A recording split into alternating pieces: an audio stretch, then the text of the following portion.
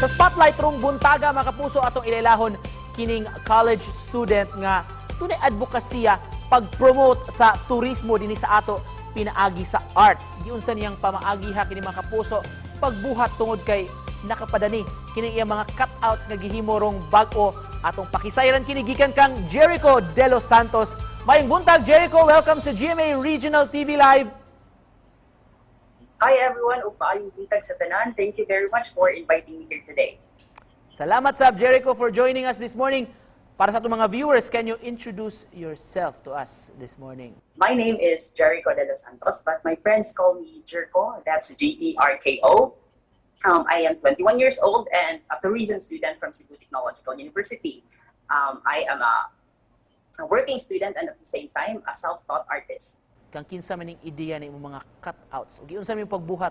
Our tourism establishments are struggling, and we all know naman nga tourism is plays a big role sa ato economy. And through this, I feel I promoted tourism even though limited pa atong operations sa atong mga tourism agencies and establishments today. So I started doing this kind of art since 2018.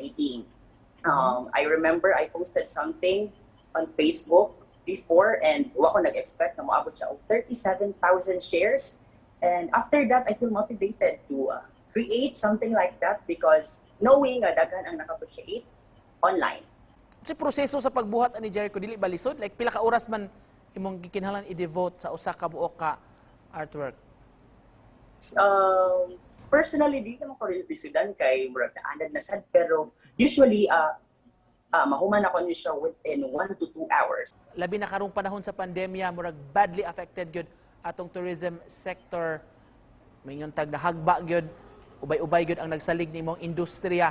In what way can you help unsay mga lakang atong angayang buhaton dili lang natong mga pribado individual sa komunidad sa aron pagtabang sa atong tourism sector? First, we should follow the government. We should follow the professionals, like following the health protocols, because I believe that is the first step para ma-prolong nato ang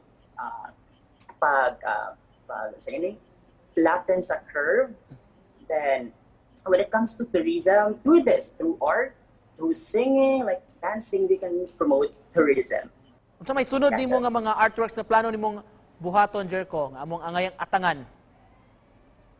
Dili pa ko sure, but I guess I will still continue creating art that is related to tourism, or maybe something about Christmas or Halloween because those big holidays are fast approaching. Jericho, sa mga interesado lang, like makakita sa uban nimong mga obra, sa asa man nila ni makita, doon na ba kay social media page po nga pwede nila ma-check out? You can follow me in my personal account. That's Jericho de los Santos on Facebook, Jericho Santos on Instagram. Alright, in closing lang Jericho, message nimo sa mga viewers nato nagtan-aw karong butaga. Hope magstay tang Pasko and healthy and safe, and as much as possible di kaya nato ang pagawas-gawas. Unnecessary nga pagawas-gawas. And that's it. Thank you very much, guys. Alright, with that magpasalamat mi Jericho for joining us og pagpaambit sa imong talento sa atong mga kapuso nga nagtan-aw karon gikan sa Daanbantayan, Cebu mga kapuso. Apan taga-upo ni siya si Jericho de los Santos. Salamat, Jericho. Daghang salamat kayo, sir. O kanyang tanan.